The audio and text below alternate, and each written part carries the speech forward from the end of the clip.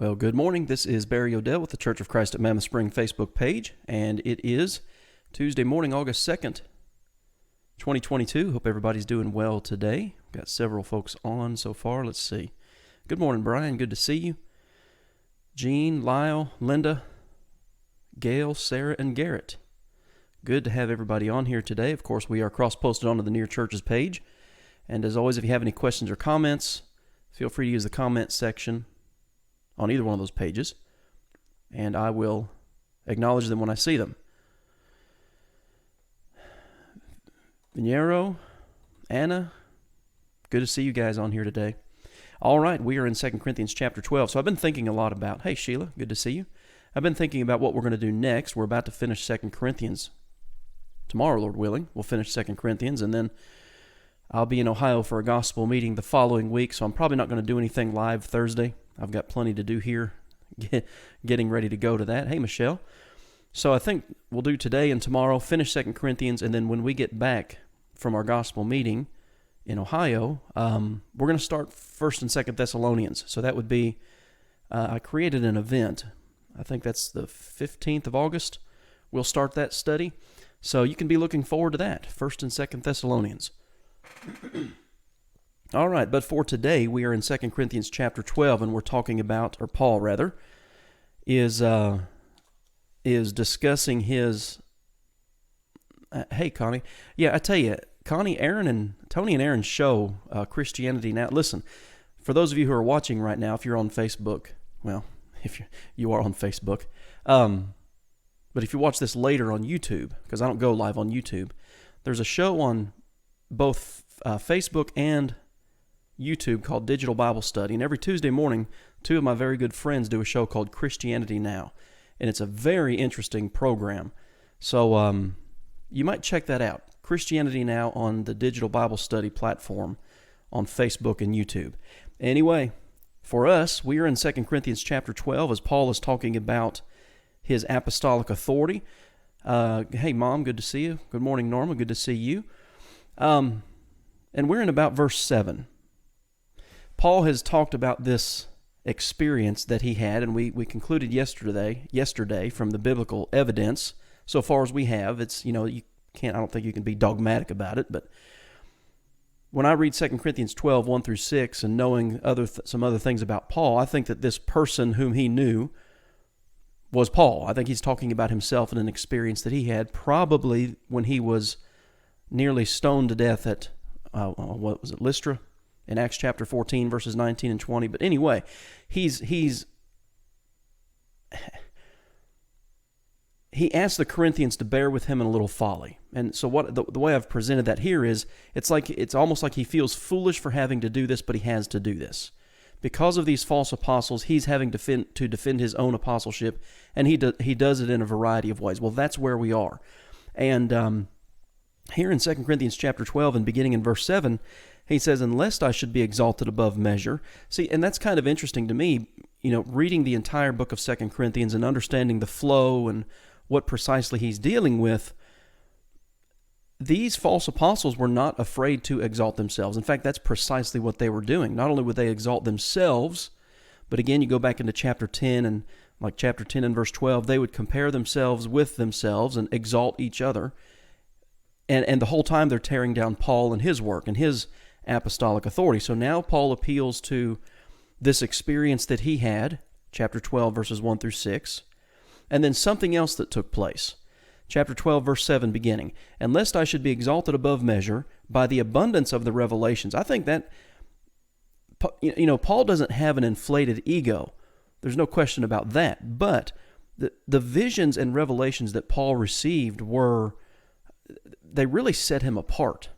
Like, for instance, the book of Acts, okay? The Gospels and the book of Acts record a variety of accounts of all the apostles. There's no question about that. Beginning in Matthew chapter 10, when Jesus appoints the 12, the book of Acts records primarily the works of Peter and Paul. There's some of James, there's some of John, but it's primarily Peter and Paul. But when you look at the life of Paul and where he came from, how he was called, let's say, and his travels, the visions and revelations that he talks about here set him apart And in all of that, he says, a thorn in the flesh was given to me, a messenger of Satan to buffet me.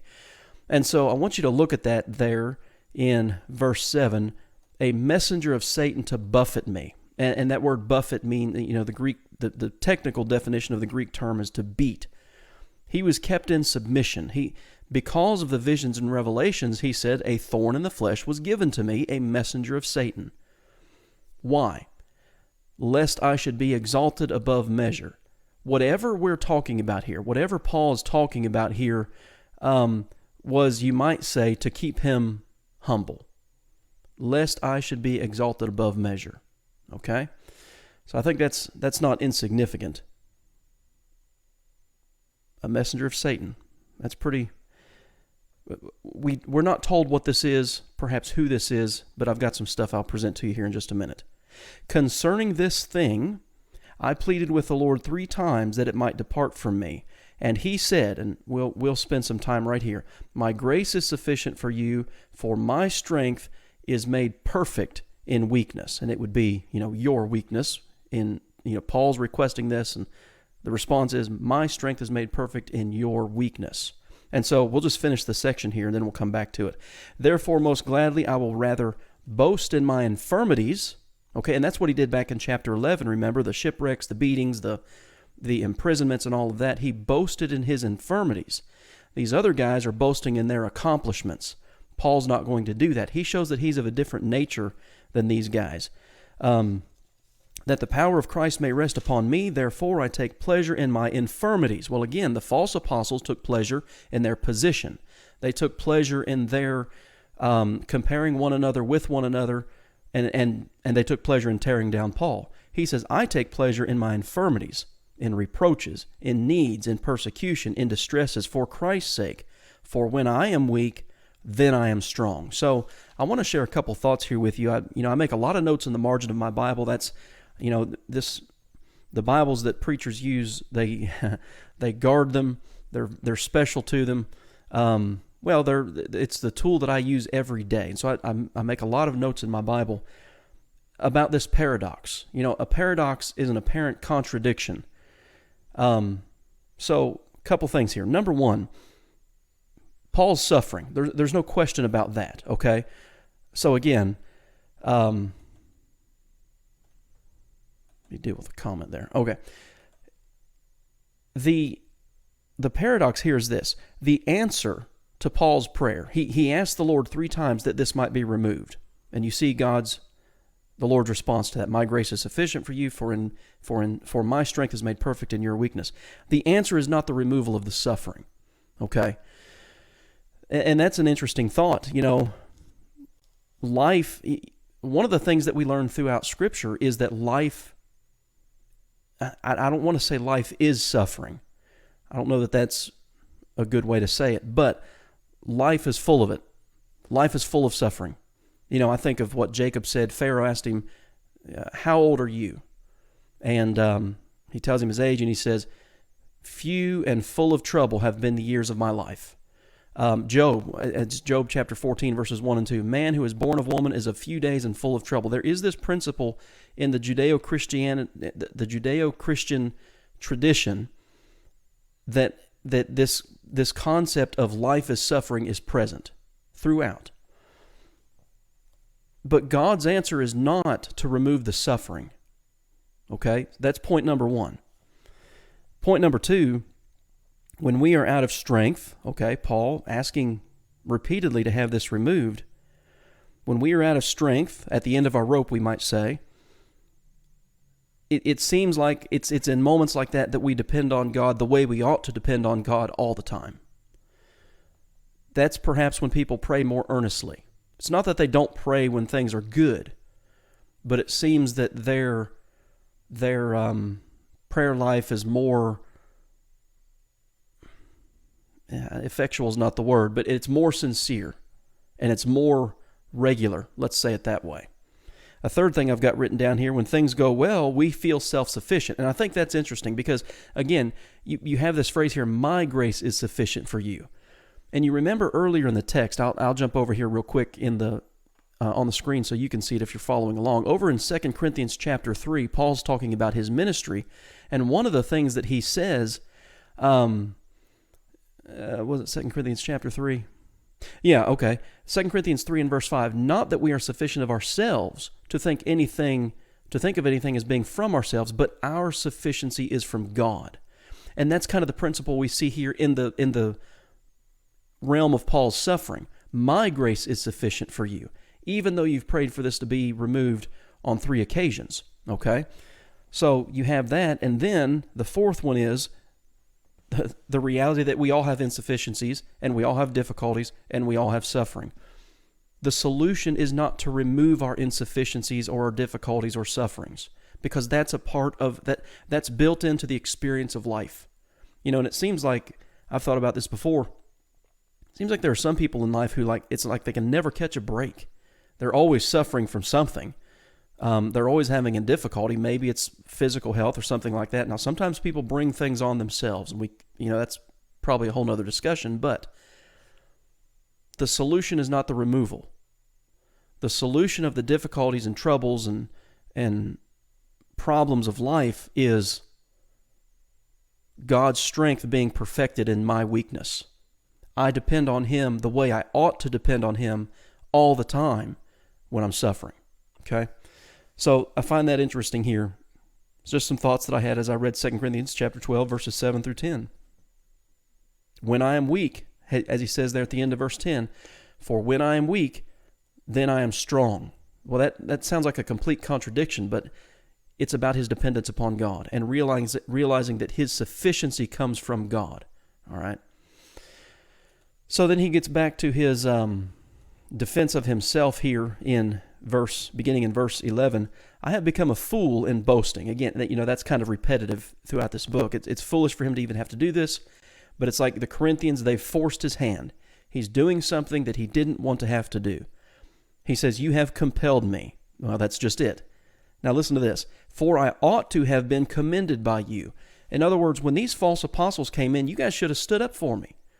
You have literally forced my hand to write these things. I want to come back to you, and I hope I don't have to deal with this when I get there, but you forced me here to this place.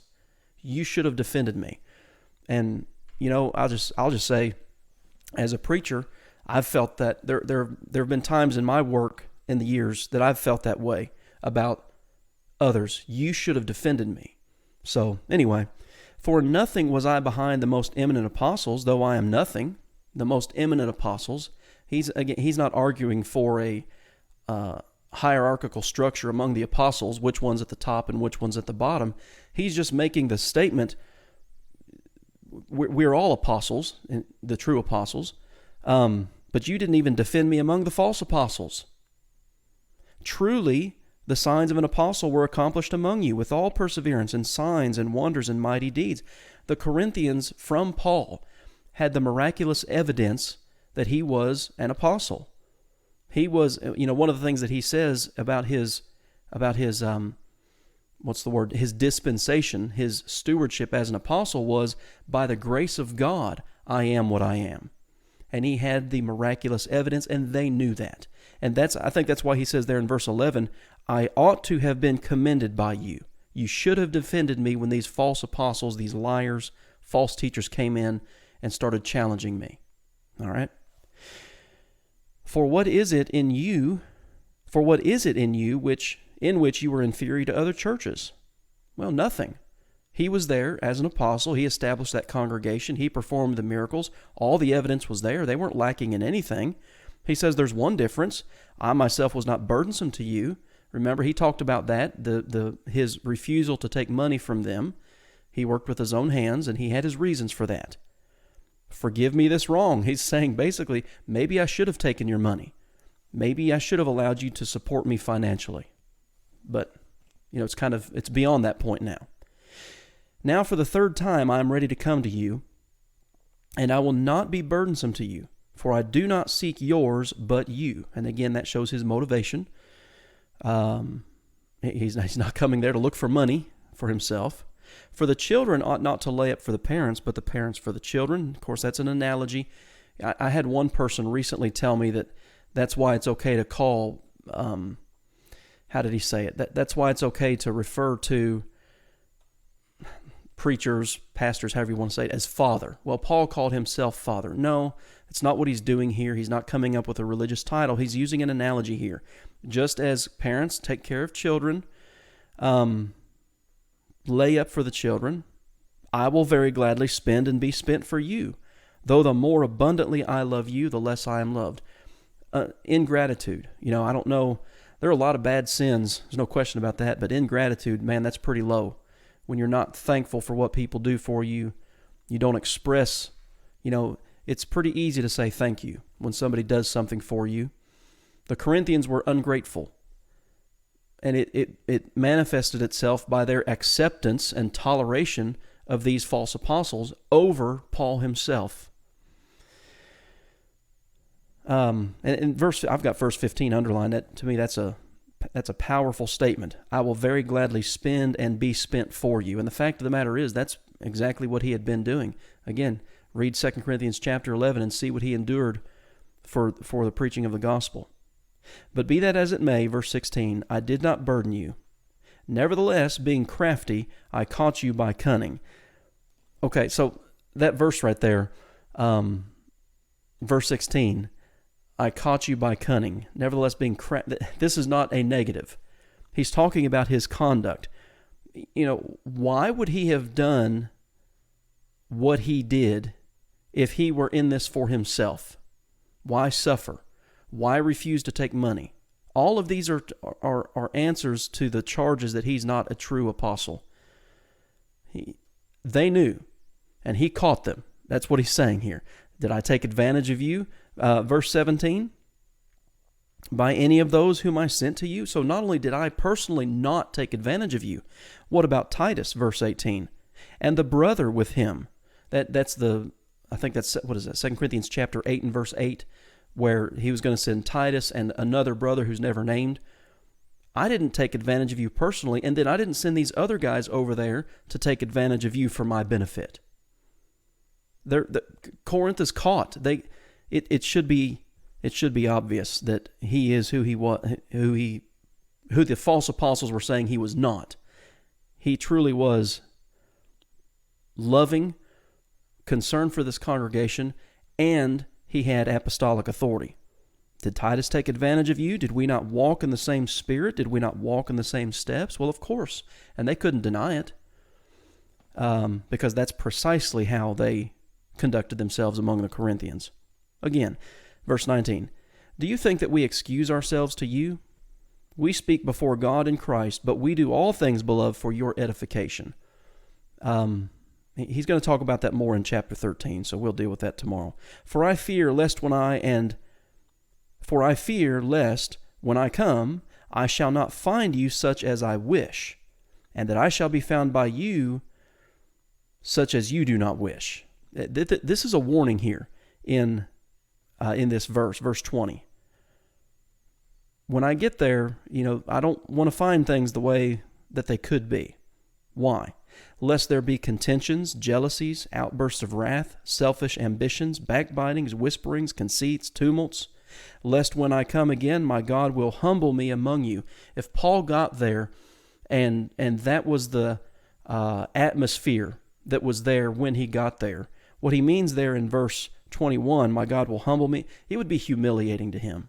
They shouldn't be behaving like this. I keep forgetting to scroll my text here. When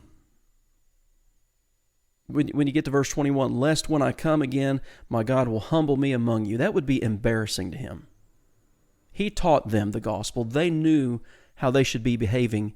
And yet because of the influence of these false teachers, all of that's in question at the moment. How is he going to come back? This, as he says it there in verse 14 and then in chapter 13 and verse 1, this third time. We have his first appearance there in Acts chapter 18. We don't have a biblical record of his second journey to the city of Corinth. He doesn't want to get there and things be bad. Lest when I come again, my God will humble me among you, and I shall mourn for many who have sinned before and have not repented of the uncleanness, fornication, and lewdness which they have practiced. Of course, that could, we think of 1 Corinthians chapter 5, but it seems to be that there were more than just one. There was more than just one individual who was involved in that kind of behavior, and Paul doesn't want to get there and that kind of stuff be going on.